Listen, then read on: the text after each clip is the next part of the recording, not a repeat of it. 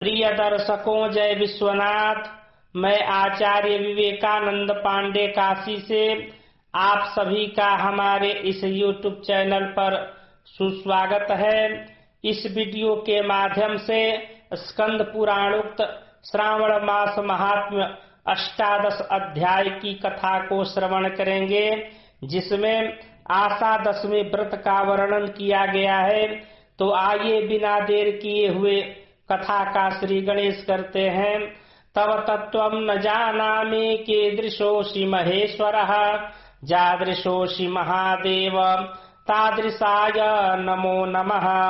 शरत कुमार बोले, हे भगवन, हे पार्वती नाथ, हे भक्तों पर अनुग्रह करने वाले, हे दया सागर, अब आप दशमी तिथि का महात्म्य बताइए।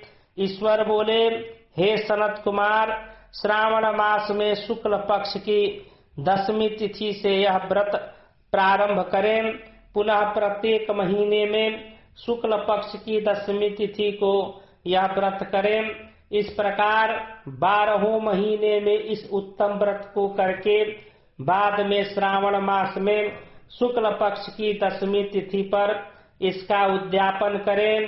राज्य की इच्छा रखने वाले राजपुत्र, उत्तम कृषि के लिए कृषक, व्यवसाय के लिए वैश्य पुत्र, पुत्र प्राप्ति के लिए गर्भिणी स्त्री, धर्म अर्थ काम की सिद्धि के लिए सामान्य जन, श्रेष्ठ वर की अभिलाषा रखने वाली कन्या, यज्ञ करने की कामना वाले ब्राह्मण श्रेष्ठ, आरोग्य के लिए रोगी और दीर्घ काल तक पति के परदेश रहने पर उसके आने के लिए पत्नी, इन सबको तथा इसके अतिरिक्त अन्य लोगों को भी इस दशमी व्रत को करना चाहिए।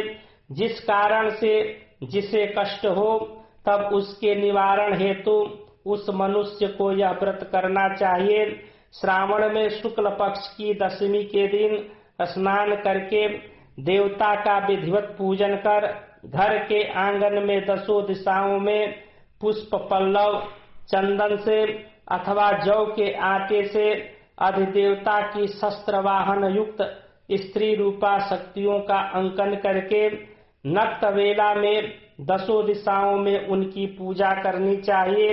घृत मिश्रित नैवेद्य अर्पण करके उन्हें पृथक पृथक दीपक प्रदान करना चाहिए। उस समय उपलब्ध फल भी चढ़ाना चाहिए। इसके बाद अपने कार्य की सिद्धि के लिए इस प्रकार प्रार्थना करनी चाहिए, हे दिग् देवता, मेरी आशाएं पूर्ण हो और मेरे मनोरथ सिद्ध हो। आप लोगों की कृपा से सदा कल्याण हो। इस प्रकार विधिवत पूजन करके ब्राह्मण को दक्षिणा देनी चाहिए। हे मुनि श्रेष्ठ, इसी क्रम से प्रत्येक महीने में दशमी तिथि को सदा करना चाहिए और 1 वर्ष तक इसके करने के अनंतर उद्यापन करना चाहिए। पूजन की विधि कही जाती है, सुवर्ण अथवा चांदी की अथवा आटे से ही 10 दिशाओं को बनवाएं।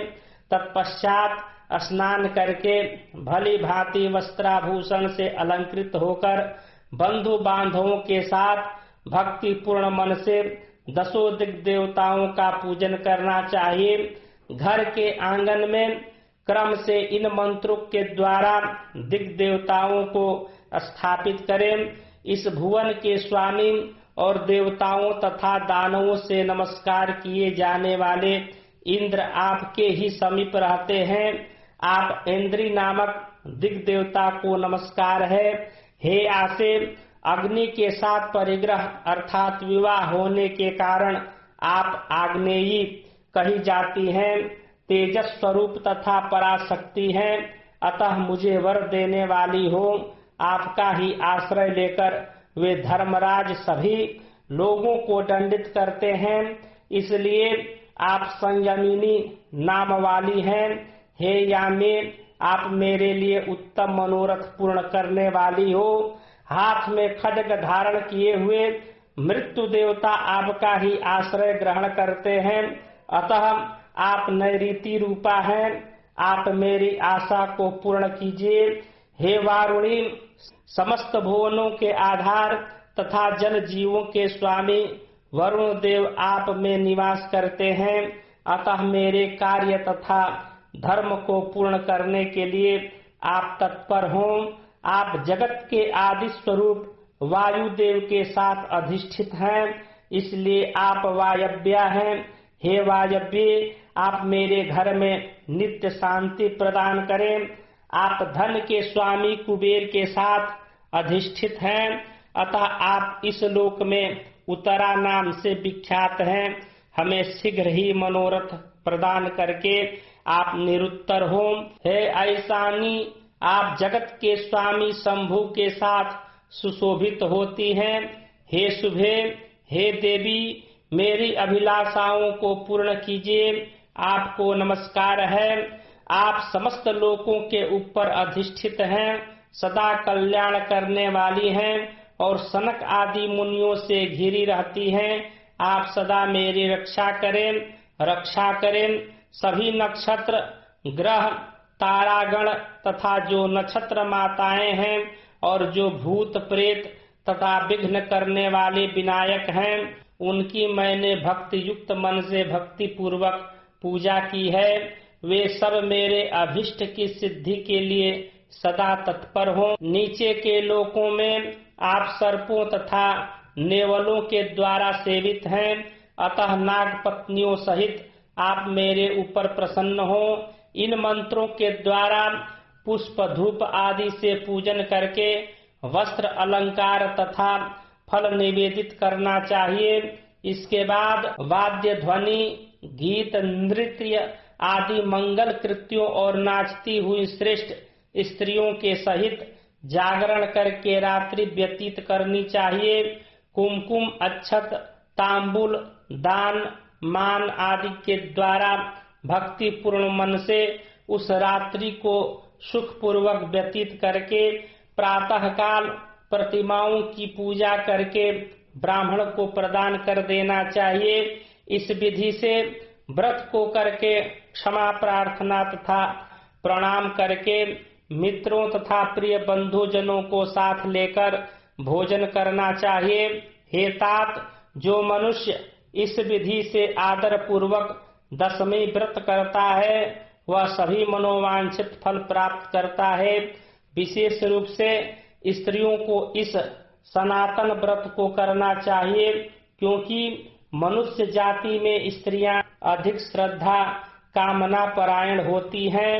हे मुनि श्रेष्ठ, धन प्रदान करने वाले तथा यश देने वाले, आयु बढ़ाने वाले तथा सभी कामनाओं का फल प्रदान करने वाले इस व्रत को मैंने आपसे कह दिया। तीनों लोकों में अन्य कोई भी व्रत इसके समान नहीं है। हे ब्रह्मपुत्रों में श्रेष्ठ, वांछित फल की कामना रखने वाले जो मनुष्य दशमी तिथि को दसों दिशाओं की सदा पूजा करते हैं, उनके हृदय में स्थित सभी बड़ी बड़ी कामनाओं को वे दिशाएं फलीभूत कर देती हैं। इसमें अधिक कहने से क्या प्रयोजन। हे सनत कुमार, यह व्रत मोक्षदायक है, इसमें संदेह नहीं करना चाहिए। इस व्रत के समान न कोई व्रत है और न होगा। प्रेम से बोलिए शंकर भगवान की जय। वीडियो को लाइक कर कमेंट में नमः शिवाय अवश्य लिखें तथा हमारे इस YouTube चैनल से अभी तक नहीं जुड़े हैं तो चैनल से जुड़ने के लिए चैनल को सब्सक्राइब कर बेल आइकन को अवश्य दबा दें, ताकि हमारे द्वारा प्रस्तुत ज्योतिष वास्तु व्रत पर्व कर्म कांड संबंधित शास्त्रोक्त वीडियो आपको सर्वप्रथम प्राप्त होता रहे। जय विश्वनाथ।